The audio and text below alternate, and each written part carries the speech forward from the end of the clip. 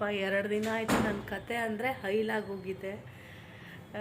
ನಿನ್ನೆಯಿಂದಲೂ ನಂಗೆ ವೀಡಿಯೋ ಮಾಡೋಕ್ಕೂ ಬೇಡ ಏನು ಬೇಡ, ಇದೇನೋ ಗೊತ್ತಿಲ್ಲ, ಹಾಸಿಗೆ ಸರಿ ಇಲ್ಲ ಅನಿಸುತ್ತೆ. ಅದು ಮಲಗಿದ್ದೀನಿ, ಕುತ್ತಿಗೆ ನೋವು, ಇವ್ರಿಗೆ ಸೊಂಟ ನೋವು ಅಂತೆ. ಈ ಕುತ್ತಿಗೆ ಹಿಂಗೆ ನಿನ್ನೆಯಿಂದ ಹಿಂಗೆ ತಿರ್ಗೋಕ್ಕೂ ಬರ್ತಿಲ್ಲ, ಆ ಥರ ಆಗಿದೆ.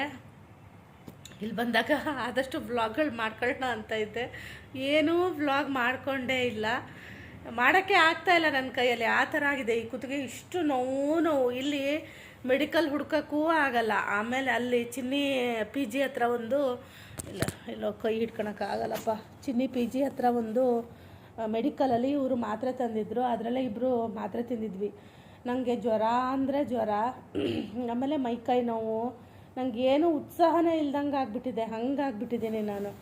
ಟ್ರೈಪೋಡು ಕಾರಲ್ಲಿದೆ, ಅದೇ ಈಗ ಇವತ್ತು ಸೋಮವಾರ ಅಲ್ಲ, 3ನೇ ತಾರೀಕು ಊರಿಗೆ ಹೋಗಿ ಹೆಂಗೆ ವಿಡಿಯೋ ಎಡಿಟ್ ಮಾಡ್ತೀನೋ ಏನೂ ಪ್ಲ್ಯಾನ್ ಇಲ್ಲ ಇದರಲ್ಲಿ. ಎಲ್ಲ ಅರ್ಧಂಬರ್ಧ ಒಂದಷ್ಟು ವೀಡಿಯೋಗಳನ್ನ ಮಾಡ್ಕೊಂಡಿದ್ದೀನಿ. ಮತ್ತು ನಾವೆಲ್ಲೂ ಹೋಗ್ಲೂ ಇಲ್ಲಲ್ಲ. ನಿನ್ನೆ ಗಾಂಧಿ ಬಜಾರ್ ಅಂತೀನಿ ಅಂತದ್ದು, ಎಲ್ಲಿಗೆ ಹೋಗಿದ್ವಲ್ಲ ನಾವು ನಿನ್ನೆ, ನಂಗೆ ಗೊತ್ತಿಲ್ಲ, ಅದು ಮರ್ತೋಯ್ತು ಈಗ. ಅಯ್ಯಪ್ಪ ಯಾಕಾದರೂ ಹೋದೆ ಅನ್ನಿಸ್ತು. ಚಿನ್ನಿಗಂತೂ ನಿಜವಾಗ್ಲೂ ಹೋಗೋಕ್ಕೂ ಇಷ್ಟ ಇರಲಿಲ್ಲ, ನನಗೂ ಇಷ್ಟ ಇರಲಿಲ್ಲ. ಆದರೆ ಸುಮ್ಮನೆ ನಾವು ಬಂದಿದ್ದೀವಲ್ಲ, ನೋಡ್ಕೊಂಡು ಹೋಗೋಣ, ಎಲ್ಲರ ಬಾಯಲ್ಲೂ ಅದು ಇರುತ್ತಲ್ವ, ಅದ್ರ ಹೆಸರು ಎಂಥದ್ದು ಮರ್ತೋಯ್ತು ಅಂತ ಅಂತಾರೆ. ಯೋಚನೆ ಮಾಡ್ತೀನಿ, ಇಲ್ಲಿ ಕೆಳಗಡೆ ಹಾಕ್ತೀನಿ, ನಮ್ಮನೆಯವ್ರು ಬಂದರೆ ಕೇಳ್ತೀನಿ. ನಂಗೆ ಹಾಗೆ ಮರವು ಅದೇನು ಗೊತ್ತಾ, ಅದು ಹೇಳಬೇಕಿದ್ರೆ ಮರ್ತು ಹೋಗುತ್ತೆ. ಇದು ಕ್ಯಾಮ್ರಾ ಆನ್ ಆಫ್ ಆದ ತಕ್ಷಣ ನೆನಪಾಗುತ್ತೆ. ಅಪ್ಪ ಅಲ್ಲಿಗೆ ಬಂದು ಹೆಂಗೆ ಬಟ್ಟೆ ತಗೊತಾರೋ ಏನೋ, ನನಗಂತೂ ನಿಜವಾಗ್ಲೂ ಗೊತ್ತಿಲ್ಲ. ಅಪ್ಪ ನಮ್ಮ ಶಿವಮೊಗ್ಗನೇ ಬೆಸ್ಟು ಅಂತ ಅನ್ನಿಸ್ತು ನನಗೆ. ಡೆಲ್ಲಿದು ನೆನಪಾಯಿತು ನಿನ್ನೆ ಬ್ಲಾಗಲ್ಲೂ ಹೇಳಿದ್ದೀರೇನೋ ಗೊತ್ತಿಲ್ಲ. ಯಾವ್ಯಾವ ಬ್ಲಾಗ್ ಯಾವ್ಯಾವ್ದ್ರ ಜೊತೆ ಸೇರಿಸಿ ಹೇಳ್ತೀನೋ ನನಗೂ ಗೊತ್ತಿಲ್ಲ. ಟೈಮ್ ಬಂದು 9:30 ಆಯಿತು, ನನ್ನ ತಿಂಡಿನೂ ಆಯಿತು. ಅಲ್ಲಿ ದಿನ ಹೋಟ್ಲಿಗೆ ಹೋಗ್ತಿದ್ವಲ್ಲ, ಅವ್ರು ನಮಗೆ ಪರಿಚಯ ಆಗಿಬಿಟ್ಟಿದ್ದಾರೆ. ಇವತ್ತು ಕೇಳ್ತಾಯಿದ್ರು, ಇವರಿಗಂತೂ ಸಾಕಾಗೋಗಿದೆ, ನಡಿಗೆ ಹೋಗೋಣ, ನಮ್ಮ ಕಡುಬು ರೊಟ್ಟಿ ಕೆಸರು ಸೊಪ್ಪಿನ ಪಲ್ಯದ ಮುಂದೆ ಇಲ್ಲಿದು ಏನೂ ಇಲ್ಲ ಅಂತ. ಏನೂ ಇಲ್ಲ, ಬಂದಾಗಿದ್ದ ಬರೀ ದೋಸೆ ತಿನ್ನು, ಇಡ್ಲಿ ತಿನ್ನು, ಇದೇ ಆಗಿದೆ. ಅದು ಫಸ್ಟಿಗೆ ಬಂದಾಗ ಫಸ್ಟ್ ದಿನ ವಾವ್ ಏನು ಸಖತ್ತಾಗಿದೆ ದೋಸೆ ಅನ್ನಿಸ್ತು. ಆಮೇಲೆ ಅದು ನೋಡಿದ್ರೆ ಈಗ ಹೋಟ್ಲಿಗೆ ಹೋಗ್ಬೇಕಾದ್ರೆ ನಂಗೆ ತಿಂಡಿ ಬೇಡ ಆಗುತ್ತೆ. ನಾನು ಬೆಳಗ್ಗೆ ಹೋಗಲ್ಲ, ನಮ್ಮನೆಯವ್ರು ಹೋಗಿ ತಿಂಡಿ ತಿನ್ಕೊಂಡು ಬಂದರು. ಆಮೇಲೆ ನನ್ನನ್ನು ಕರ್ಕೊಂಡು ಹೋಗಿ ತಿಂಡಿ ತಿನ್ಸ್ಕೊಂಡು ಬಂದರು. ನಾನು ಇವತ್ತು ಸೆಟ್ ದೋಸೆ ತೊಗೊಂಡೆ, ಚೆನ್ನಾಗಿತ್ತು.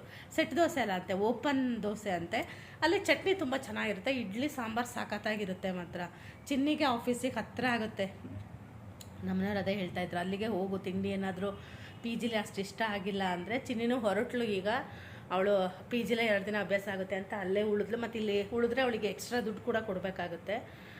ನಾವು ಉಳಿ ಅಂದ್ವಿ, ಒಂದಿನ ಉಳಿದ್ಲು. ಅವಳಿಗೂ ಇಲ್ಲಿ ಮಲಗೋಕೆ ಅಷ್ಟು ಚೆನ್ನಾಗಿಲ್ಲ, ಕೆಳಗಡೆ ಒಂದು ಬೆಡ್ ಹಾಕಿಕೊಟ್ರು, ಅದು ಅವಳಿಗೂ ಯಾಕೋ ಸರಿ ಆಗಲಿಲ್ಲ. ಸುಮ್ಮನೆ ಅಲ್ಲೇ ಹೋಗಿ ಮಲಗ್ತೀನಿ ಅಂತ. ಪಿ ಜಿ ಮಾತ್ರ ತುಂಬ ಚೆನ್ನಾಗಿದೆ, ನನಗಂತೂ ಭಾಳ ಅಂದರೆ ಭಾಳ ಇಷ್ಟ ಆಯಿತು. ನಾನಲ್ಲಿ ಸೆಟ್ ಮಾಡಿಕೊಟ್ವಿ ಅಲ್ಲ, ಅದೆಲ್ಲ ಏನು ವೀಡಿಯೋ ಮಾಡಲಿಲ್ಲ, ಯಾಕಂದರೆ ಬೇರೆಯವರು ಇರ್ತಾರಲ್ವ, ಹಾಗಾಗಿ 2 ಶೇರಿಂಗ್ದು ತೊಗೊಂಡ್ವಿ. ತುಂಬ ಇಷ್ಟ ಆಯಿತು ನನಗೆ. ಇನ್ನೊಂದು ಚೆನ್ನಾಗಿತ್ತು, ನನ್ನ ತಂಗಿ ಇದ್ಲಂತೆ, ಆ ಪಿ ಜಿ ನಂಗೆ ಇಷ್ಟ ಆಗಿತ್ತು. ಅವರು ಅದೇ ಹೇಳಿದಲ್ಲ, ತುಂಬ ಜಾಸ್ತಿ ರೇಟ್ ಆಯಿತು ಅಂತ. ಅದೇ ಊರಿಗೆ ಹೊರಟೆ, ಇನ್ನು ಹೊರಟ ಮೇಲೂ ವೀಡಿಯೋ ಮಾಡ್ಕೊಂಡಿದ್ರೆ ಏನು ವೀಡಿಯೋ ಹಾಕೋದು ಅಂತ ವೀಡಿಯೋ ಮಾಡ್ಕೊಂಡೆ. ನಮ್ಮನೆಯವ್ರು ವಾಚ್ ಅದು ಮಾಡೋದು, ನಂಗೆ ವಾಚಲ್ಲ ತಗೊಂಡೋಗಿ ಊರಿಗೆ ಬಿಟ್ಟರೆ ಸಾಕಾಗಿದೆ. ಕುತ್ತಿಗೆ ಅಂತೂ ನನಗೆ ಹಿಂಗೆ ರೋಡ್ ಕ್ರಾಸ್ ಮಾಡ್ಬೇಕಾದ್ರೆ ಹಿಂಗೆ ನೋಡೋಕ್ಕಾಗ್ತಾಯಿಲ್ಲ, ಆ ಥರ ನೋವಾಗಿದೆ. ಚಿನ್ನಿ ಹೊರಟಿದ್ದಾಳೆ, ಅವಳು ಈಗ ಅದೇ ಬರ್ತೀನಿ ಅಂತ ಹೇಳಿದ್ಲು. ಅವಳಿಗೆ 11 ಗಂಟೆಗೆ ಇರೋದು. ಅವರು ಎಲ್ಲರೂ ಬಂದಿದ್ದಾರೋ ಇಲ್ವೋ ಅನ್ನೋದು ಗೊತ್ತಿಲ್ಲ. ಅವಳು ಹುಡುಗಿ ಮಾತ್ರ, ಅವಳು ಬೇರೆ ಇದು ಕಂಪ್ನಿಗೂ ಬರೆದಿಲ್ಲ, ಅವಳು ಅಲ್ಲಿ 1 ತಿಂಗಳದ್ದೇನೋ ಇದೆ ಅವಳದ್ದು ಅಗ್ರಿಮೆಂಟು, ಅದನ್ನು ಮುಗಿಸ್ಕೊಂಡು ಇಲ್ಲಿಗೆ ಬರ್ತೀನಿ ಅಂದಿದ್ದಾಳೆ. ಆದರೆ ಇವಳಿಗೆ ರಿಪೋರ್ಟಿಂಗ್ ಲೆಟ್ರಲ್ಲಿ ಮಾತ್ರ ಹಾಕಿದ್ದಾರೆ, ಇವತ್ತು ಆಗಿಲ್ಲ ಅಂದರೆ ತೆಗಿತೀವಿ ಅಂತ ಅದರಲ್ಲಿ ಬರೆದಿದ್ದಾರೆ. ಏನೇನು ಮಾಡ್ಕೊತಾರೋ ಗೊತ್ತಿಲ್ಲ. ಆದರೆ ನಮಗೊಂದು ಖುಷಿ ಏನಂದರೆ, ತುಂಬ ಮೇಯ್ನ್ ರೋಡಲ್ಲೇ ಇದೆ, ಒಳಗಿಲ್ಲ, ಅದು ಒಂದು ಖುಷಿ. ಅಂತ ಫಾರೆಸ್ಟ್ ಏನೋ ಏರಿಯಾನೋ ಅಂತನೋ ಏನೋ, ಡಾಲರ್ಸ್ ಕಾಲೋನಿಯ ಹಿಂದೆ ಇದೆ, ಇದ್ರ ಹಿಂದೆನೇ ಇದೆ ಅಂತ ಹೇಳಿದ್ರು. ನಮಗೆ ಬೆಂಗಳೂರು ಗೊತ್ತಿಲ್ಲಲ್ಲ, ಹಾಗಾಗಿ ನಮಗೆ ಅಂಥದ್ದು ಗೊತ್ತಿಲ್ಲ, ಯಾವ ಕಾಲೋನಿನೂ ಗೊತ್ತಿಲ್ಲ, ಏನೂ ಗೊತ್ತಿಲ್ಲ. JP ನಗರ್ ಇದು, ಅಲ್ಲೇ ಮೇಯ್ನ್ ಇದರಲ್ಲೇ ಇದೆ. ನನ್ನ ಚಪ್ಪಲಿ ನೋಡಿಬಿಟ್ರೆ ತಗೊಂಡೋಗಿ ಎಲ್ಲ ವಾಶಿಗೆ ಹಾಕ್ಬೇಕು, ಹಾಗಾಗಿದ್ದಾವೆ. ನಮ್ಮ ಮನೆಯವ್ರು ಅದೇ ಲಗೇಜ್ ಒಂದೊಂದೇ ಇಟ್ಟು ಬರ್ತೀನಿ ಅಂತ ಹೋದರು. ನಾನೇನೋ ಮುಖಕ್ಕೂ ಹಚ್ಕೊಳ್ಳಲ್ಲ, ಏನೂ ಇಲ್ಲ. ಏನಾದ್ರು ಬಿಟ್ಟಿದ್ದೀವ ಅಂತ ನೋಡು ಅಂತ ಇದ್ರು. ಒಂಚೂರು ಫೇರ್ ಆ್ಯಂಡ್ ಲವ್ಲಿನಾರು ಹಚ್ಕೊಳ್ಳೋಣ. ಫೇರ್ ಆ್ಯಂಡ್ ಲವ್ಲಿನೂ ಇಲ್ಲ, ತಂದಿಲ್ಲ ಅನ್ಸುತ್ತೆ ನನಗೆ. ಯಪ್ಪ ಆ ಥರ ಹುಷಾರಿಲ್ದಂಗೆ ಆಗಿಬಿಡ್ತು. ಸಾಕು ಬೆಂಗಳೂರು ಅನ್ನೋ ಥರ ಆಗ್ಬಿಡ್ತು. ಇವರಂತೂ ತುದಿಗಾಲಲ್ಲಿ ನಿಂತಿದ್ದಾರೆ. ಇವರು ನಿನ್ನೆ ಹೋಗಿ ಅವ್ರ ಫ್ರೆಂಡ್ಸ್ ಎಲ್ಲ ಮೀಟ್ ಮಾಡ್ಕೊಬಂದರು. ಇವತ್ತು ಹೋಗಕ್ಕೆ ನೋಡಿದ್ರು. ಇವತ್ತು ಮಂಡೇ ಅಲ್ಲ, ಪಾಪ ಎಲ್ಲ ಆಫೀಸಿಗೆ ಹೋಗಿರ್ತಾರೆ.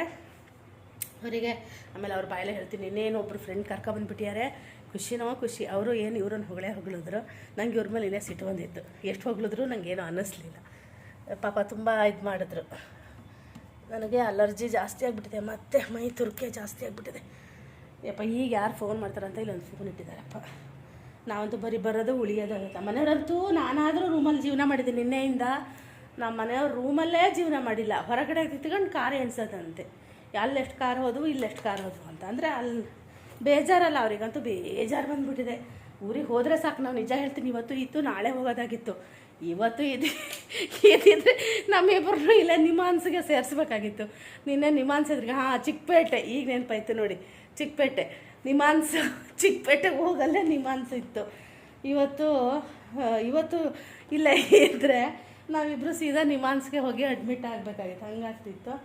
ತಂಗಿಗೆ ಮೆಸೇಜ್ ಹಾಕಿದ್ದೆ, ಅವಳಿಗೆ ಇವತ್ತು ರಜಾ ಇದೆ. ಅವಳದ್ದು ಏನೇನು ಪಾಪ ಒಂದಿನ ಊಟಕ್ಕೆ ಕರ್ಕೊಂಡು ಹೋಗೋಣ ಅಂದರೆ ಎಲ್ಲೂ ಆಗಲಿಲ್ಲ, ಅವಳು ಬ್ಯುಸಿ ಇದ್ಲು. ನಾವು ಏನೇನೋ ಆಯಿತು. ಹಾಗಾಗಿ ನಮ್ಮನೆಯವ್ರು ಅಂದಿದ್ದಾರೆ, ನೆಕ್ಸ್ಟ್ ಸಲ ನಿನ್ನ ಚಿನ್ನ ಕಳಿಸ್ತೀನಿ, ಇದು ಬಾ.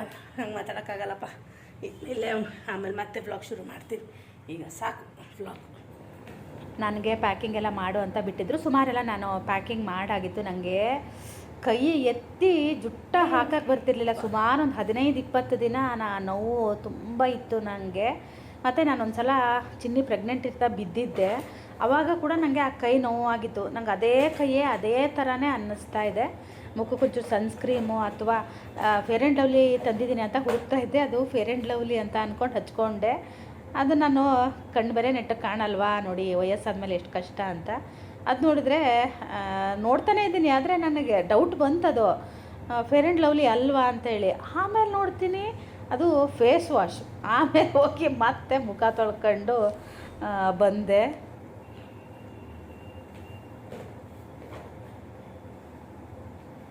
ಫೇಸ್ ವಾಶ್ ಇದು ಫೇರ್ ಆ್ಯಂಡ್ ಲವ್ಲಿ ಅಂತ ಹಚ್ಕೊತಾ ಇದ್ದೀನಿ. ಏನು ತಲೆ ಅಂದರೆ ನಂದು ಅದೇ ಅಂದಲ್ಲ, ಇಲ್ಲೇ ಇದ್ದರೆ ನಾವು ಸ್ವಲ್ಪ ದಿನಕ್ಕೆ ನಾವು ನಿಮಾನ್ಸಿಗೆ ಸೇರಬೇಕಾಗುತ್ತೆ. ನೋಡ್ತಾ ಇದ್ದೀನಿ, ಅಯ್ಯೋ ಪುಣ್ಯ ಬಿತ್ತಿ. ಇಲ್ಲ ಫೇರ್ ಆ್ಯಂಡ್ ಲವ್ಲಿ, ನಂಗೆ ಫೇರ್ ಆ್ಯಂಡ್ ಲವ್ಲಿ ಇಷ್ಟ. ಯಾರೋ ಹಚ್ಚಲ್ಲ ಅನ್ಸುತ್ತೆ. ಈಗ ಪಾಂಡ್ಸ್ BB ಕ್ರೀಮ್ ಇದೆ, ಇದನ್ನ ಒಂಚೂರು ಪಡ್ಕೊಂಡು ಹೊರಡೋಣ. ಈಗ ಮುಖ ತೊಳ್ಕೊಬರ್ಬೇಕಲ್ಲಪ್ಪ ದೇವ್ರೇ.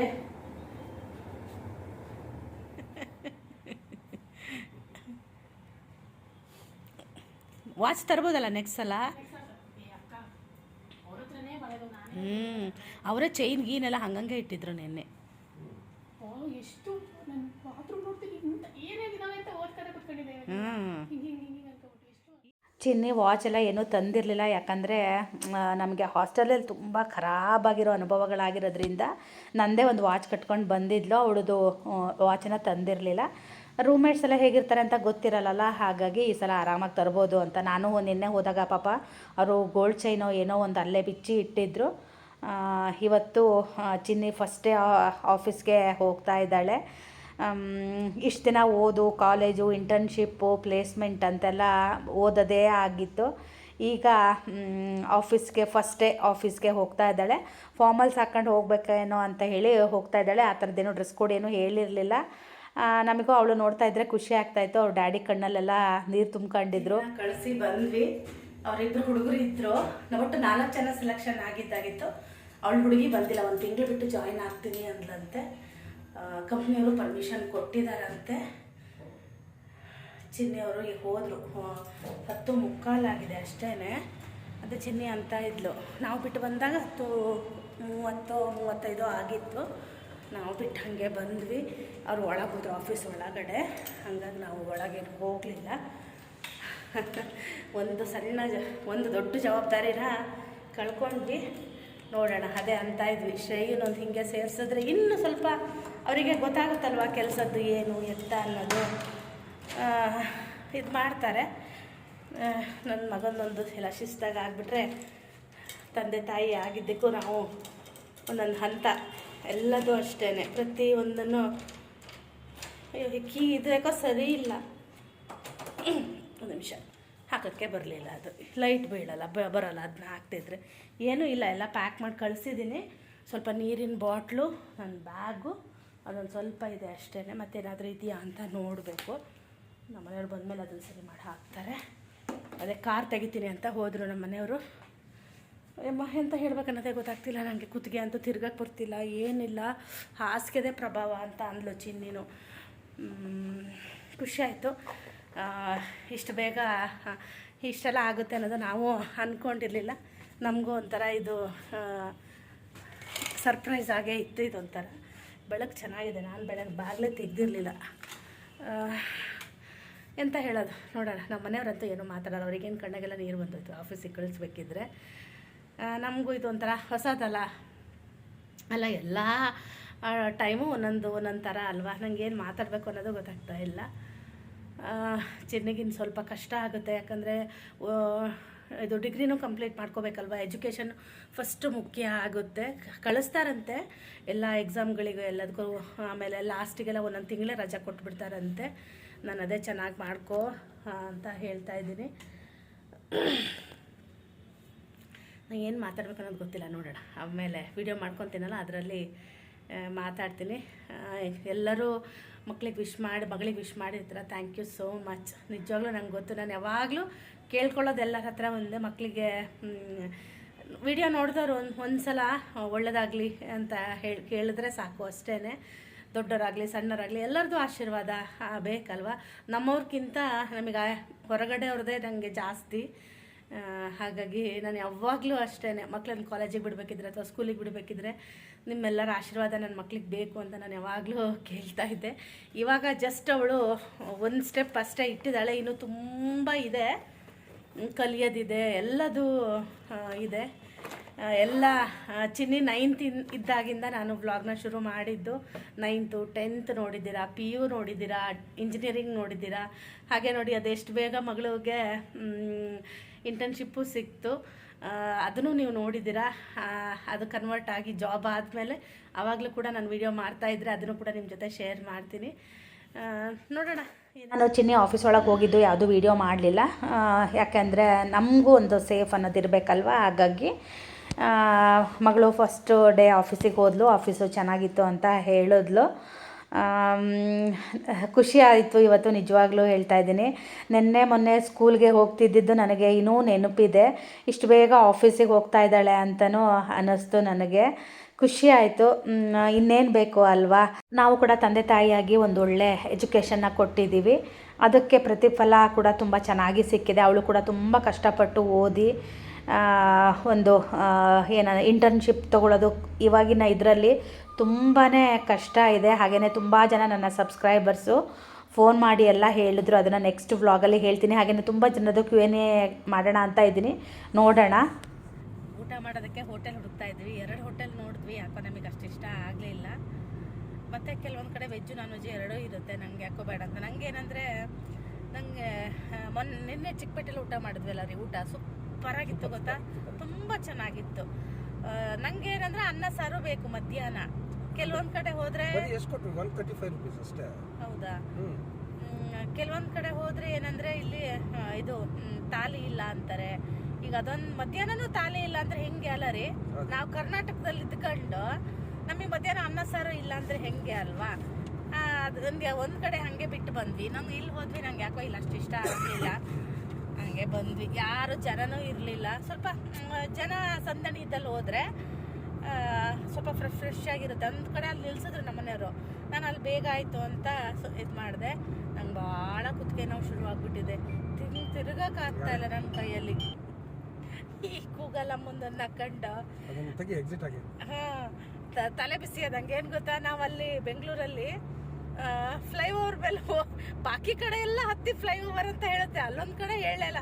ನಮ್ಮನೆಯವರಿಗೆ ಸಿಟ್ಟಂದ್ರೆ ಸಿಟ್ಟು, ವಾಪಸ್ ತಿರ್ಸ್ಕೊಂಡು ಮತ್ತೆ ಹೋಗೋಣವಾ ಅಂತ. ತುಂಬ ದೂರ ಆರಾಮಾಗಿ ಬರ್ತಾ ಇದ್ವಿ, ಟ್ರಾಫಿಕಲ್ಲೇ ಇದಾಗ್ಬಿಟ್ವಿ. ಹಾಗಾಗಿ ಅವರಿಗೂ ಸಿಟ್ಟು ಬರ್ತಿದೆ ಈಗ ತೆಗಿಯೋದನ್ನ ಅಂತ.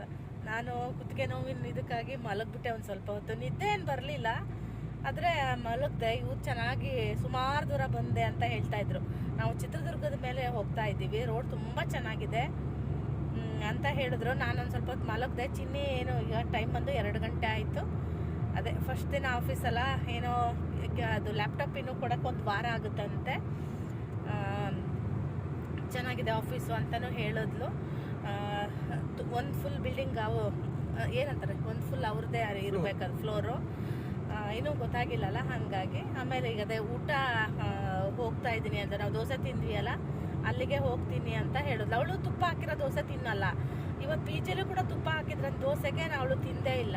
ಅದಕ್ಕೆ ನಾನು ಹೇಳಿದೆ ಅಲ್ಲಿ ಅಂಕಲ್ಗೆ ಹೇಳು ನನಗೆ ತುಪ್ಪ ಹಾಕೋದು ಬೇಡ, ಬೇರೆ 2 ದೋಸೆ ಒಯ್ದಿಡಕ್ಕೆ ಹೇಳು ಅಂದೆ. ಮಧ್ಯಾಹ್ನ ಊಟ ತೊಗೊಬರ್ಬೇಕಂತೆ. ಊಟದ ಲಂಚ್ ಬಾಕ್ಸ್ ಇಟ್ಟು ಬಂದಿದ್ದೀನಿ ಒಂದು, ಅಲ್ಲಿ ತಂಗಿ ಬೇರೆ ಕೊಡ್ತೀನಿ ಅಂತ ಹೇಳಿದಾಳೆ. ಇವತ್ತು ಒಂದು ಕ್ರಾಸ್ ಬಿಟ್ಟು ನೆಕ್ಸ್ಟ್ ಕ್ರಾಸೇ ಅವಳು ಮನೆ ಇರೋದು, ಅಲ್ಲಿ ಹೋಗಿ ಬಾಕ್ಸ್ ಇಸ್ಕೊತೀನಿ. ಇಷ್ಟ ಆದರೆ ಪಿ ಜಿದೆ ಊಟ ಮಾಡ್ತೀನಿ, ಇಲ್ಲ ಅಂದರೆ ಒಂದು ಹೊತ್ತು ಮಧ್ಯಾಹ್ನ ಎಲ್ಲಾದರೂ ಬೇರೆ ಕಡೆನೇ ಊಟ ಮಾಡಬೇಕು ಅಂದು. ಅಲ್ಲಿ ಸುತ್ತಮುತ್ತ ಎಲ್ಲೂ ಹೋಟೆಲ್ಗಳ ಥರ ಇಲ್ಲ, ಎಲ್ಲ ಇದೇ ಥರ ತಿಂಡಿಗಳು ಇದೇ ಥರ ಇರುತ್ತೆ. ಒಂದಿನ 2 ದಿನ ಚಂದ, ದಿನ ತಿನ್ನೋಕ್ಕಾಗಲ್ಲ ಅಲ್ಲೂ. ನಂಗೆ ನಿಜವಾಗ್ಲೂ ಇವತ್ತಂತೂ ಹುಚ್ಚಿಡ್ದಂಗೆ ಆಗ್ಬಿಟ್ಟಿತ್ತಲ್ಲ ರೀ, ತಿಂಡಿನೂ ಬೇಡ ಊಟನೂ ಬೇಡ ಅನ್ನೋ ಥರ ಆಗ್ಬಿಟ್ಟಿತ್ತು. ನೆನ್ನೆ ಏನೋ ಅಷ್ಟು ದೋಸೆ ತಿಂದ್ಬಂದ್ವ, ರಾತ್ರಿ ಏನೋ ತಿಂದ್ಬಂದಿ, ನಂಗೆ ಒಂಥರ ಹೊಟ್ಟೆ ತೊಳ್ಸೋದು ಅನ್ನಂಗೆ ಆಗ್ತಾ ಇತ್ತು. ಬಿರಿಯಾನಿ ತಿಂದು ಒಂದು ದೋಸೆ ತಿಂದ್ವಿ ಅನ್ಸುತ್ತೆ. ಬೇರೆ ಏನೋ ಆಪ್ಷನ್ ಇಲ್ಲ ಅಲ್ಲಿ. ನಂಗೆ ರೈಸ್ ಐಟಮ್ಮು ಅಂದಂಗೆ ಪಲಾವ್ ಗಿಲಾವ್ ಆ ಥರದ್ದು ಇಷ್ಟ ಆಗಲ್ಲ ರೀ. ಬಿಸಿಬೇಳೆ ಬಾತಿತ್ತ ಅಂದರೆ ದಿನ ಒಂದೊಂದು ಸ್ಪೆಷಲ್ ಇರುತ್ತೆ ಅಲ್ಲಿ, ಹಾಕಿರ್ತಾರೆ. ಶಾವಿಗೆ ಉಪ್ಪಿಟ್ಟು ತಗೊಳ್ಳೋಣ ಅಂದೆ, ನಮ್ಮನೆಯವ್ರು ಯಾಕೋ ನಿನ್ನೆ ಶಾವಿಗೆ ಉಪ್ಪಿಟ್ಟು ತಿನ್ನಕ್ಕೆ ಇಷ್ಟಪಡಲಿಲ್ಲ. ಅದೇ ಈಗ ಊಟಕ್ಕಾಗಿ ಹೋಟೆಲ್ ಹುಡುಕ್ತಾ ಇದ್ದೀವಿ. ಊಟಕ್ಕೆ ಹೋದಾಗ ಅಲ್ಲೇ ತೋರಿಸ್ತೀನಿ ನಿಮಗೆ. ಚಿನ್ನಿ ಅದೇ ಈಗ ಊಟಕ್ಕೆ ಹೋಗ್ತೀನಿ ಅಂತ ಹೇಳಿದ್ರು. ಬೇರೆ 2 ಹುಡುಗರು ನಾನ್ ವೆಜ್ ಅಂತೆ, ಅವ್ರು ನಾನ್ ವೆಜ್ ಊಟಕ್ಕೆ ಹೋಗ್ತೀವಿ ಅಂದ್ರಂತೆ.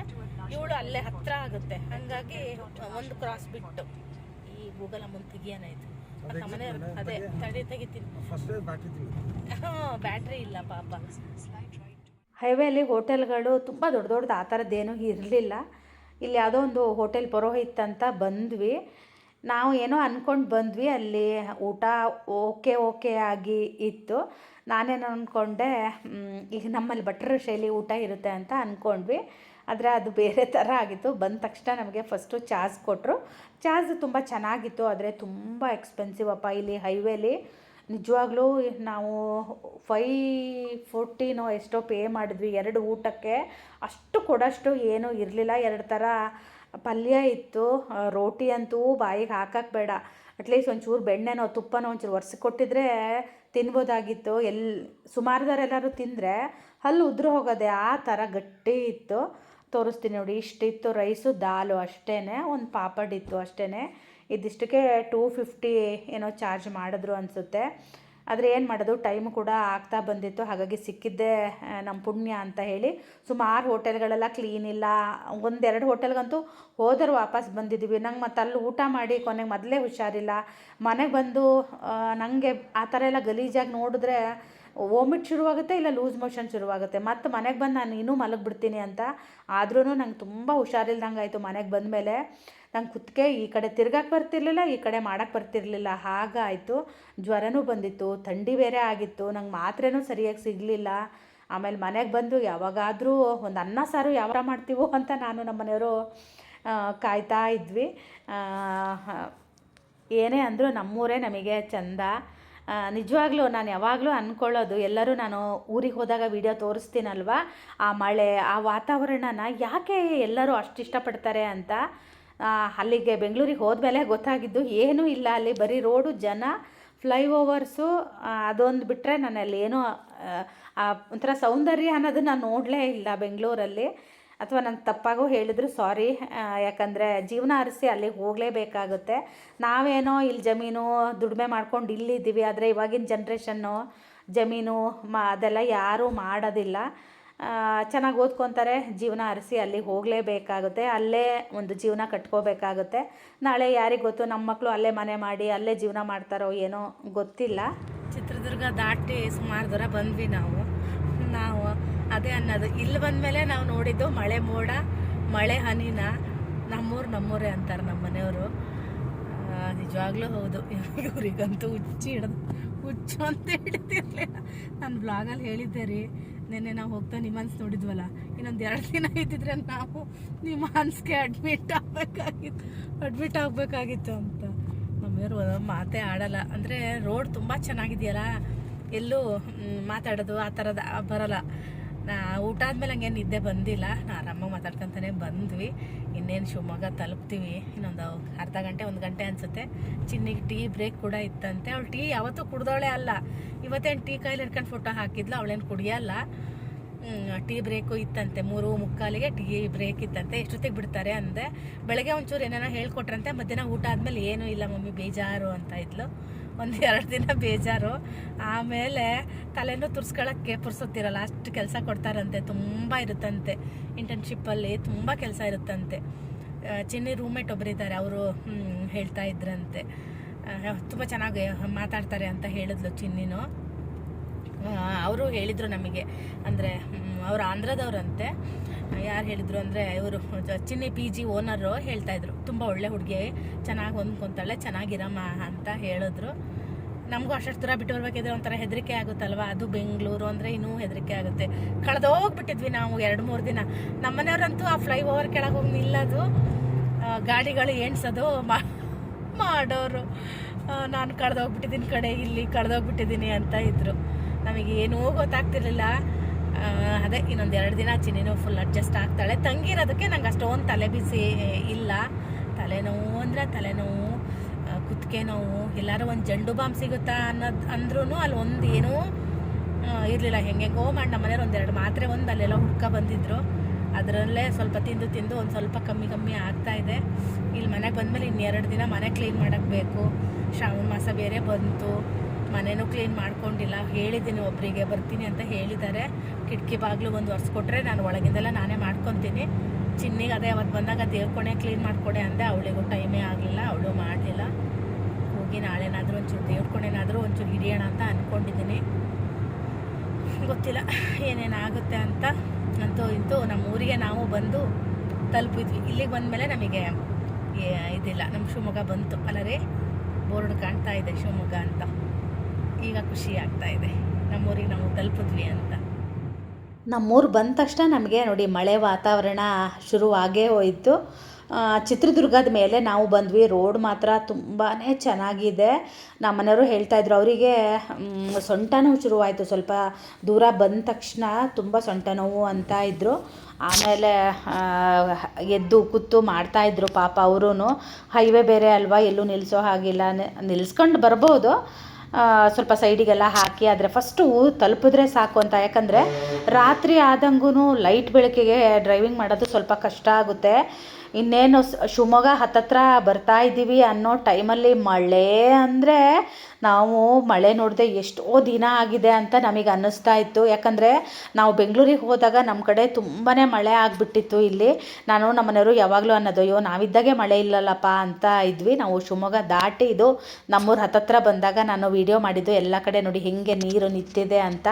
ಅಂತೂ ಇಂತೂ ನಮ್ಮೂರು ಬಂದು ತಲುಪಿದ್ವಿ. ಹಾಗೆಯೇ ಮಗಳು ಆಫೀಸ್ ಕೂಡ ಇವತ್ತು ಸ್ವಲ್ಪ ಬೇಗ ಬಿಡ್ತು ಅಂತ ಫೋನ್ ಮಾಡಿದ್ಲು. ನಾವು ಮನೆಗೆ ಹೋಗ್ತಿದ್ದಂಗೆ ಅವಳದ್ದು ಫೋನ್ ಕೂಡ ಬಂತು. ಇದಾಗಿತ್ತು ನಮ್ಮ ಬೆಂಗಳೂರು ಲಾಸ್ಟ್ ವ್ಲಾಗ್. ನಿಮಗೆಲ್ಲ ಈ ವಿಡಿಯೋ ಇಷ್ಟ ಆಗಿರುತ್ತೆ ಅಂತ ಭಾವಿಸ್ತೀನಿ. Thank you so much. ಎಲ್ಲರೂ ನನ್ನ ಮಗಳಿಗೆ ವಿಶ್ ಮಾಡಿದ್ದೀರಾ. Thank you so much. ನಾನು ಪದ ಸಣ್ಣ ಆಯಿತು ಹೇಳೋದಕ್ಕೆ. ಪ್ರತಿಯೊಬ್ಬರು ಎಷ್ಟು ದೊಡ್ಡ ಕಮೆಂಟ್ ಹಾಕಿ ನಮಗೆ ವಿಶ್ ಮಾಡಿದ್ದೀರಾ. ನನ್ನ ಹತ್ರ ಹೇಳೋಕ್ಕಾಗದು ಅದು ಒಂದೇ ಮಾತು, ಥ್ಯಾಂಕ್ ಯು ಸೋ ಮಚ್. ಇದು ನಮ್ಮ ಊರಿಗೆ ಬಂದು ತಲುಪಿದ್ವಿ, ಇನ್ನೂ ಖುಷಿ ಆಯಿತು. ಇನ್ನೊಂದು 10 ನಿಮಿಷದಲ್ಲಿ ಮನೆಗೂ ಕೂಡ ಹೋಗ್ತೀವಿ. ನೋಡಿ ನಮ್ಮ ಮನೆ ಹತ್ರನೂ ಬಂದ್ವಿ ನಾವು. ಹಾಗೆಯೇ ಇವತ್ತಿನ ವ್ಲಾಗ್ನ ಕೂಡ ನಾನು ಇಲ್ಲಿಗೆ ಮುಗಿಸ್ತಾ ಇದ್ದೀನಿ. ಹಾಗೆ ನಾಳಿನ ವ್ಲಾಗಲ್ಲಿ ಸಿಗ್ತೀನಿ. ನಾಳೆಯಿಂದ ಆ್ಯಸ್ ಯೂಶ್ವಲ್ ಮನೆ ವಿಡಿಯೋ ಬರುತ್ತೆ. ಆಮೇಲೆ ಸ್ವಲ್ಪ ಹಳೆ ವಿಡಿಯೋಗಳಿದ್ದಾವೆ, ಅದನ್ನು ಕೂಡ ಹಾಕ್ತಾ ಹೋಗ್ತೀನಿ. ನಾಳಿನ ವಿಡಿಯೋದಲ್ಲಿ ಸಿಗ್ತೀನಿ. ಅಲ್ಲಿ ತನಕ ಬಾಯ್.